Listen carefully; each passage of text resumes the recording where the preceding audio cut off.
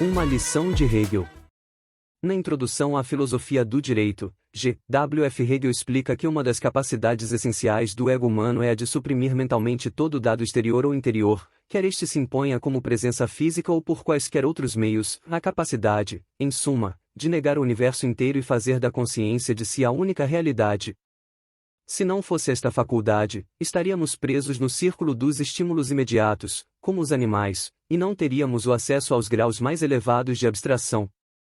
A negação do dado, a irrestrita infinitude da abstração absoluta ou universalidade, o puro pensamento de si mesmo, segundo Hegel, é uma das glórias peculiares da inteligência humana.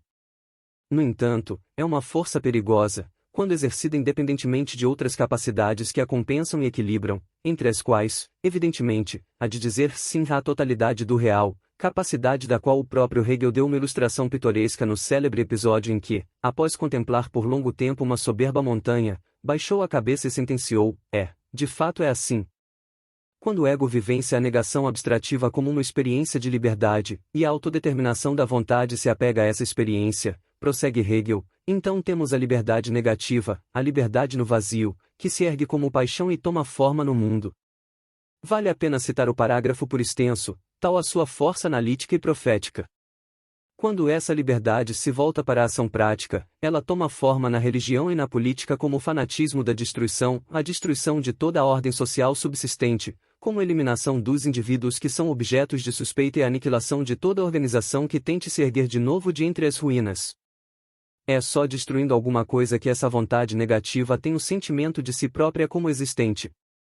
É claro que ela imagina querer alcançar algum estado de coisas positivo, como a igualdade universal ou a vida religiosa universal, mas de fato ela não quer que esse estado se realize efetivamente, porque essa realização levaria a alguma espécie de ordem, a uma formação particularizada de organizações e indivíduos, ao passo que a autoconsciência daquela liberdade negativa provém precisamente da negação da particularidade, da negação de toda caracterização objetiva. Consequentemente, o que essa liberdade negativa pretende querer nunca pode ser algo em particular, mas apenas uma ideia abstrata, e dar efeito a essa ideia só pode consistir na fúria da destruição. Esse parágrafo deveria ser meditado diariamente por todos os estudiosos e homens práticos interessados em compreender o mundo da política. Ele elucida algumas constantes do movimento revolucionário que de outra maneira seriam inexplicáveis, tão inexplicáveis e paradoxais que a mente do observador comum se recusa a enxergá-las juntas, preferindo apegar-se a aspectos isolados, ocasionais e temporários, imaginando erroneamente ver aí a totalidade ou a essência do fenômeno. Uma dessas constantes é a permanente negação de si mesmo, que permite ao movimento revolucionário tomar as mais variadas formas, mudando de rosto do dia para a noite e desnorteando não só o adversário como também uma boa parte dos seus próprios adeptos. Como a unidade de propósitos do movimento é uma pura abstração e seus objetivos proclamados de um momento são apenas encarnações imperfeitas e temporárias dessa abstração, ele pode se despir das suas manifestações particulares como quem troca de meias, sem nada perder e até elevando-se a novos patamares de poder mediante a mudança repentina de uma política para a política oposta, pronto a voltar à anterior sem aviso prévio se as circunstâncias o exigirem. Guerrilhas e terrorismo, por exemplo, jamais alcançam a vitória no terreno militar, mas produzem um anseio geral de paz, e este pode ser atendido negando a legitimidade da violência que ainda ontem se defendia como um direito inalienável, extraindo da casca violenta um núcleo de reivindicações supostamente legítimas e oferecendo a paz em troca do poder legalmente conquistado. A derrota transfigura-se em vitória, a negação em afirmação triunfante. O partido governante do Brasil chegou ao poder exatamente por esse artifício, cujo know-how ele agora oferece às Farc. Quando uma parcela do movimento revolucionário renega sua própria violência, é que a violência está em vias de alcançar seus objetivos. Essas mutações não seriam viáveis se os fins e valores concretos proclamados pelo movimento revolucionário, sua caracterização particular objetiva, diria Hegel, tivessem alguma realidade em si mesmos e não fossem apenas figuras ilusórias projetadas temporariamente pela abstração de fundo. Mas a autonegação não afeta só os discursos, os pretextos ideológicos da revolução. Ela atinge o corpo mesmo do movimento, periodicamente sacrificado no altar das suas próprias ambições. A base última da sociedade humana, ensinavam São Paulo apóstolo e Santo Agostinho, é o amor ao próximo. tingida ou não de ódio ao estranho, que é por assim dizer a sua contrapartida demoníaca, reflexo da imperfeição inerente do amor humano e não um fator substantivo independente como pretendia Emmanuel Levinas, a comunidade do espírito, devoção comum a um sentido de vida aberto para a transcendência, reflui sobre cada um dos seus membros, aureolando-o de uma espécie de sacralidade aos olhos dos demais, seja nomeando um membro do corpo de Cristo ou da alma islâmica, um civis romanus, um descendente de Moisés, um herdeiro da tradição iambiquara ou um simples cidadão da democracia moderna, partícipe na comunidade dos direitos invioláveis adquiridos, em última análise, de instituições religiosas milenares. Não é concebível nenhuma fraternidade sem uma paternidade comum. Mesmo na esfera mais imediata da vida econômica, nenhum comércio frutífero é possível sem a sociedade de confiança da qual falava Alain Peyrefitte, fundada na crença de que os valores sagrados de um não serão violados pelo outro.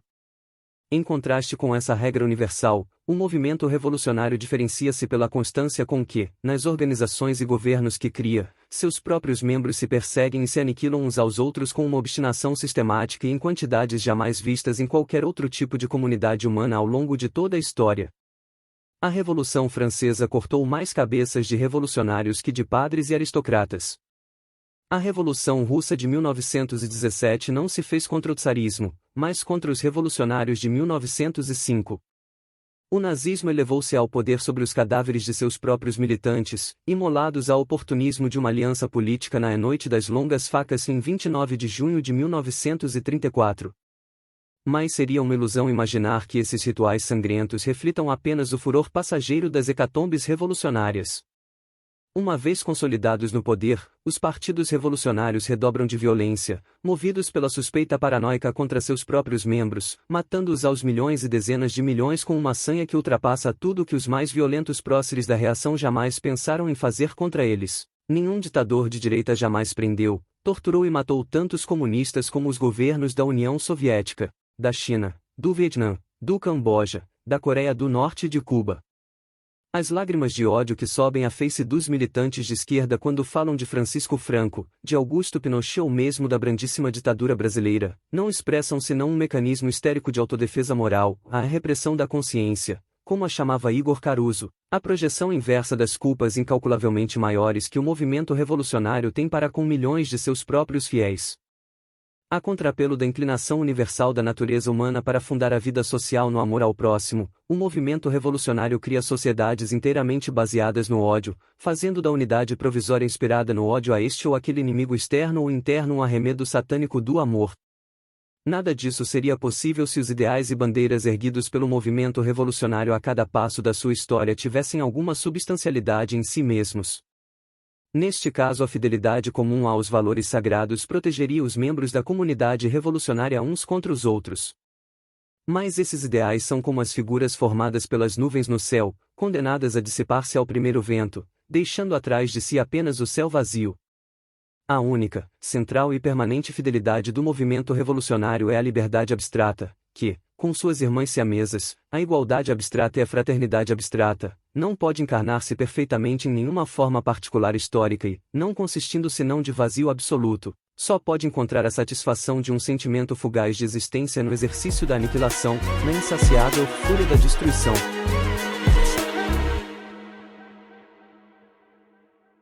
Não esqueça de dar like e se inscrever no canal.